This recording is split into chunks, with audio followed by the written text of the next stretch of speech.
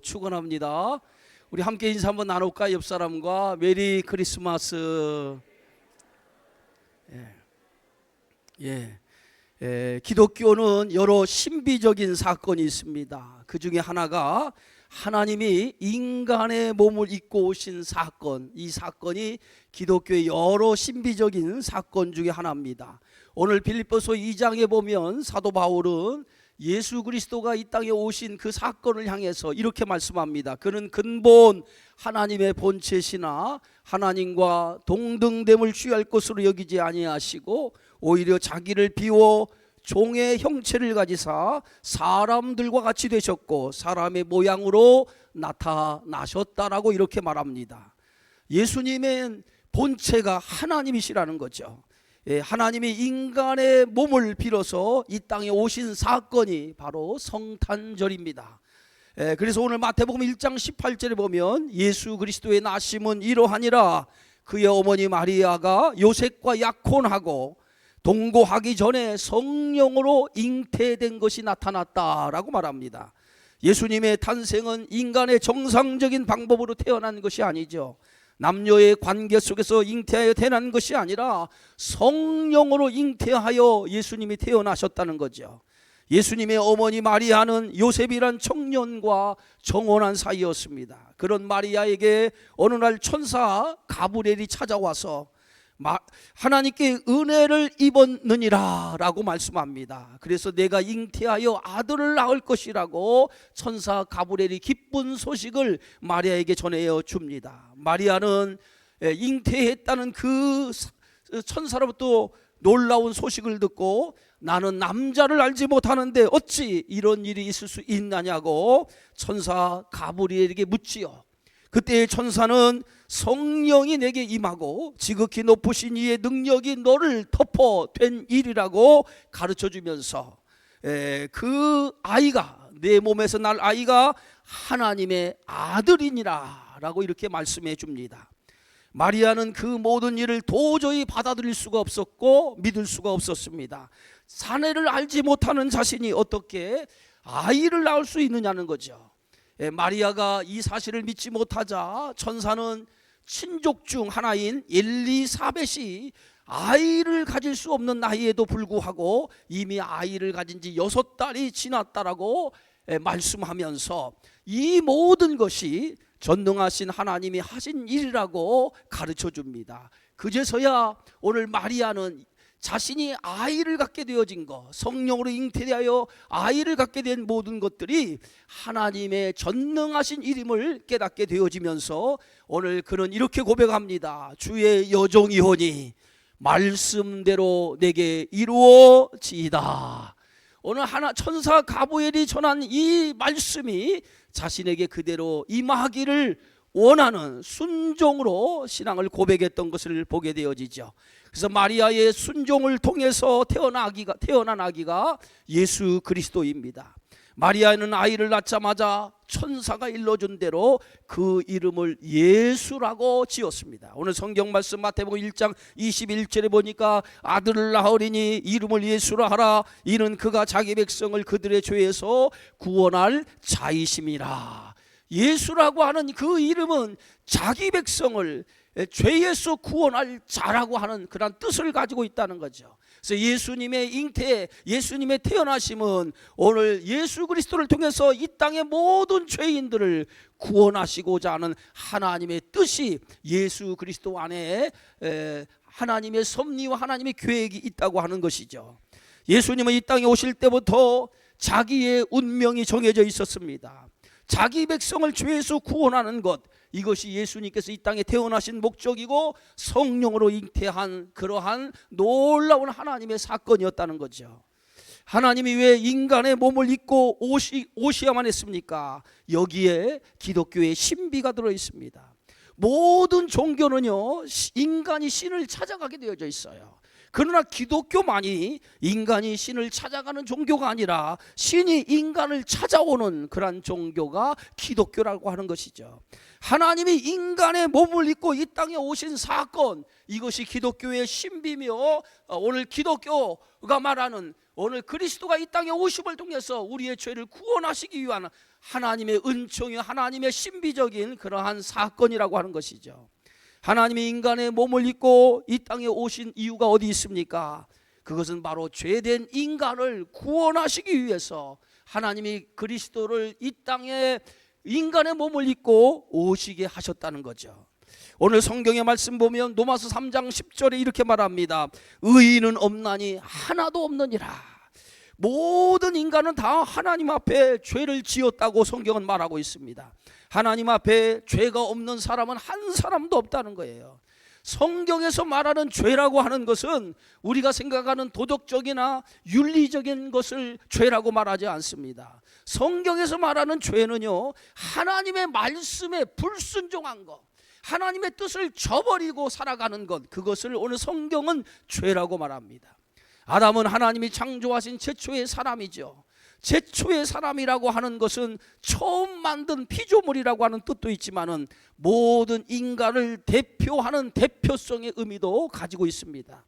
아담의 불순종은 아담의 혼자만의 불순종이 아니었다라고 하는 것이죠. 아담의 불순종은 모든 인간을 대표하는 인간이기 때문에 그의 불순종은 인간의 불순종을 의미한다라고 하는 것입니다.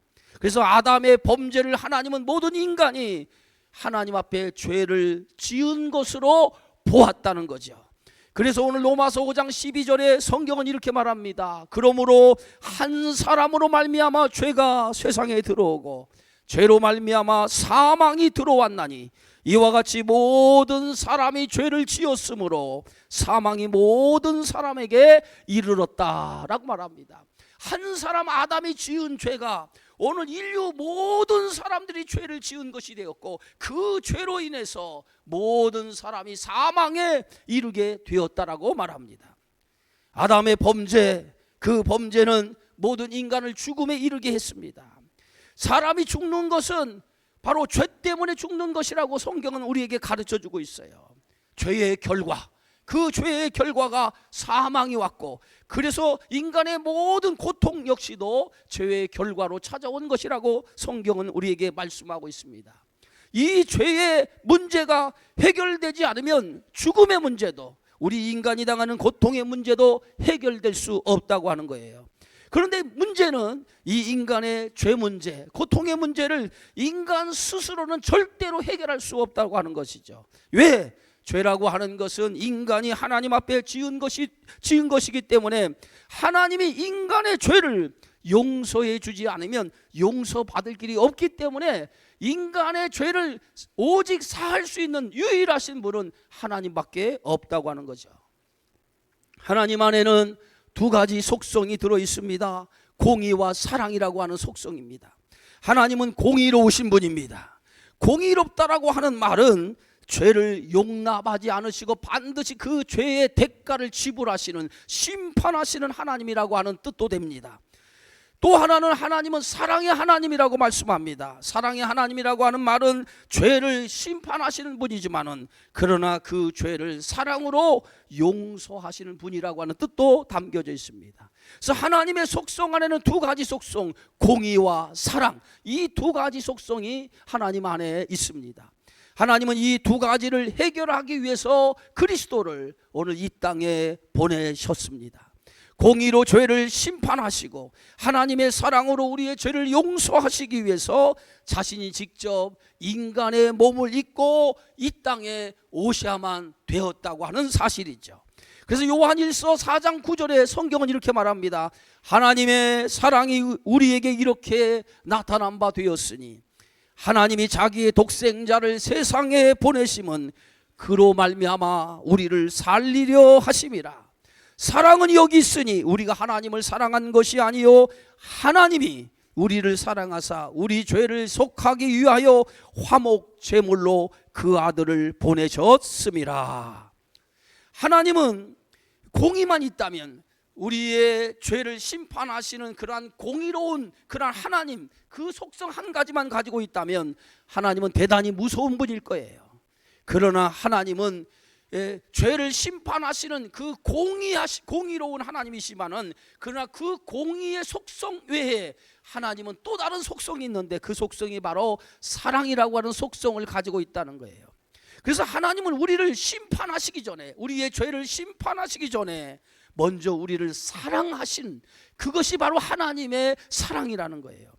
하나님이 예수님을 이 땅에 보내신 것은 우리를 죄에서 심판하기 위해서, 오늘 하나님의 공의를 실현하기 위해서 이 땅에 보내신 것이 아니라, 먼저 당신의 공의를 이루고 우리를 죄에서, 죄 가운데서 우리를 구원하시기 위해서 예수님을 이 땅에 보내주신 줄 믿습니다. 그래서 요한복음 3장 17절 성경 한 권을 딱 요약해서 성경의 내용이 뭡니까? 라고 물어보면 우리 요한복음 3장 16절 3장 17절 두 절을 성경 전체의 내용이라고 말할 수 있을 것 같아요. 요한복음 3장 17절에 이렇게 기록하고 있습니다. 하나님이 그 아들을 세상에 보내신 것은 세상을 심판하려 하심이 아니요 그로 말미암아 세상이 구원받게 하려 함이니라.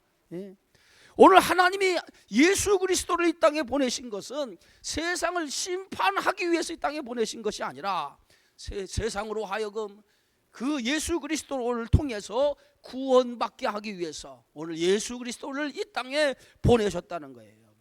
심판이 먼저가 아니라, 죽이고 멸망시키는 것이 목적이 아니라, 오늘 하나님은 사랑을 통해서, 하나님의 사랑을 통해서 인간의 죄를 용서하시고 인간을 죄에서 구원하시기 위해서 우리를 위해서 그리스도를 이 땅에 보내셨다고 하는 것이죠. 그래서 요한복음 3장 16절에 성경은 말합니다. 하나님이 세상을 이처럼 사랑하사 독생자를 주셨으니 이는 그를 믿는 자마다 멸망하지 않고 영생을 얻게 하려 하심이라. 하나님이 세상을 사랑하셔서, 이 세상이 누굽니까? 저와 여러분을 하나님이 사랑하셔서 독생자 예수 그리스도를 이 땅에 보내주셨다는 거예요. 그래서 그를 믿는 자마다, 그를 영접하는 자마다 멸망하지 않고 영생을 얻게 하기 위해서 예수 그리스도를 이 땅에 보내셨다라고 오늘 성경은 우리에게 말씀하고 있습니다. 그래서 예수님이 이 땅에 오신 목적은 단 하나의 목적이에요. 우리를 사랑하셔서, 할렐루야, 저와 여러분을 사랑하셔서 예수 그리스도가 오늘 이 땅에 오셨다는 거예요. 하나님이 스스로 인간에 되어서 인간의 몸을 입고 이 땅에 오셨다는 거예요. 여러분, 하나님이 인간이 스스로 인간의 몸을 입고 이 땅에 오셨다라고 하는 것은 스스로 종이 되신 것과 같아요. 어찌 보면 하나님은 창조주예요. 이 세상을 창조하신 창조주입니다. 모든 만물을 창조하신 창조주예요. 우리는 그의 지으신 피조물입니다. 그런데 피조물을 위해서 창조주가 피조물의 몸을 입고 이 땅에 오셨다는 거예요. 쉽게 말하면 임금의 자리를 버리고 종의 신분을 가진 것과 마찬가지라는 거죠. 어찌 보면 하나님은 우리 인간을 구원하시기 위해서 자신의 전부를 내려놓고 자신의 전부를 버리고 우리를 위해서 이 땅에 인간의 몸으로 오신, 그것이 바로 그리스도요, 그것이 바로 하나님이 우리를 사랑하신 사랑의 증거가 되어지는 줄 믿습니다. 여러분, 세상에서 이보다 더 큰 사랑이 어디 있겠어요? 그런 의미에서 예수님의 탄생은 온 인류에게 있어서 가장 기쁜 소식이고 참으로 아름다운 소식이 되어지는 줄 믿습니다. 그래서 누가복음 2장 10절에 오늘 성경은 이렇게 말합니다. 천사가 이르되 무서워하지 말라. 보라, 내가 온 백성에게 미칠 큰 기쁨의 좋은 소식을 너희에게 전하노라. 예수 그리스도의 탄생은 온 세상 사람들에게 가장 큰 기쁨의 좋은 소식이라고 우리에게 말씀하고 있습니다. 여러분, 복음이라고 하는 게 뭐예요? 복음은요, 예수 그리스도를 복음이라고 얘기합니다. 그 복음이 뭐예요? 기쁜 소식이라는 거예요. 굿뉴스라는 거예요. 가장 기쁘고 좋은 소식, 그게 복음입니다. 그게 굿뉴스예요. 그게 바로 오늘 그리스도가 이 땅에 오신 사건, 그것이 가장 기쁜 소식이고 가장 우리에게 있어서 아름답고 행복하고 가장 좋은 소식이 되어지는 줄 믿습니다. 오늘 그리스도의 탄생은 우리에게 가장 기쁘고 아름다운 소식이 되어지는 줄 믿으시기를 주의 이름으로 축원합니다. 우리는 이 성탄절을 통해서 하나님의 사랑이 얼마나 큰지를 우리는 알아야 될 줄 믿습니다.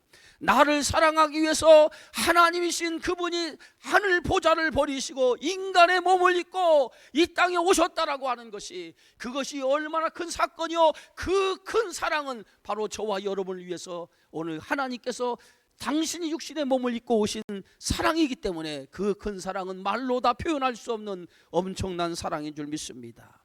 믿음이 뭡니까? 여러분, 믿음이라고 하는 것은 하나님이 나를 얼마나 사랑하는가, 그것을 아는 것이 믿음이라고 그랬어요.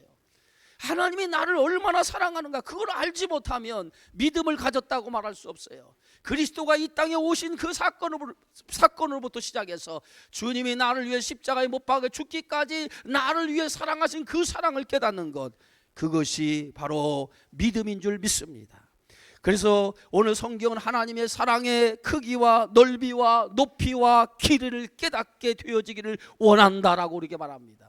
하나님이 얼마나 우리를 사랑하는가, 그 길이와 크기와 넓이와 높이를 아는 것, 그것이 믿음인 거예요. 그 사랑을 다시 한번 그리스도가 이 땅에 오시는 이 성탄절을 통해서 깨닫기를 주의 이름으로 축원합니다.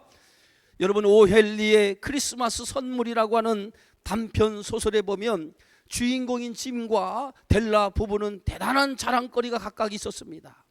짐은 할아버지께 물려받은 금시계가 있었고요, 이 델라는 금발머리를 갖고 있었어요. 이들 부부는 크리스마스를 앞두고 크리스마스 선물을 무엇으로 서로 줄까 고민하다가 남편은 금시계를 팔아서 아내의 긴 머리에, 금발의 머리에 어울리는 머리핀을 샀고요, 또 아내는 그 긴 금발머리를 잘라서 남편의 시계줄을 사서 크리스마스 선물을 주었다고 하는 그러한 내용이 있어요.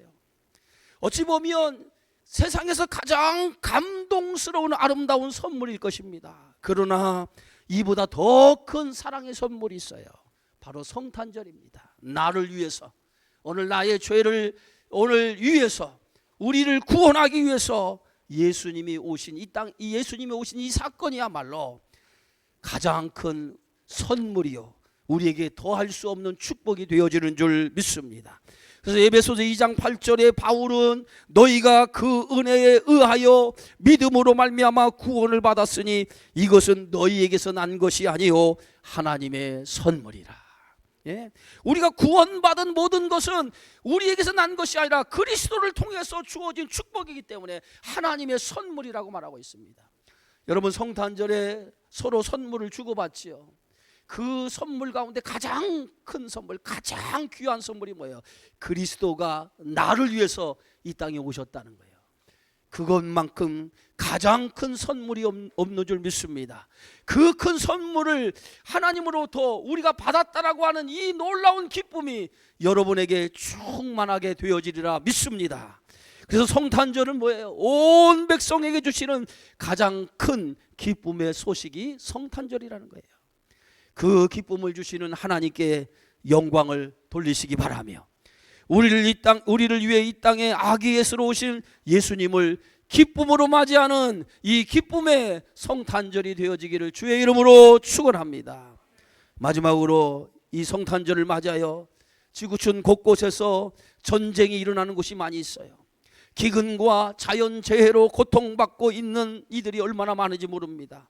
이들에게도 오늘 성탄의 기쁨의 소식이 전해져야 되는데 하루속히 모든 고통에서 벗어나서 예수님의 탄생의 기쁨과 주님이 주시는 평화가 그 땅에도 가득해서 온 세상에 살고 있는 모든 인류가 그리스도의 평화와 그리스도의 사랑으로 그들 모두에게 하나님의 은총이 임하는 성탄절이 되어지기를 여러분 기도하시기를 주님의 이름으로 부탁을 드리겠습니다. 메리 크리스마스. 성탄의 기쁨이 여러분의 가정과 여러분의 삶 위에 가득하기를 주님의 이름으로 축원합니다. 존귀하신 아버지 하나님 감사합니다. 주님께서 이 땅에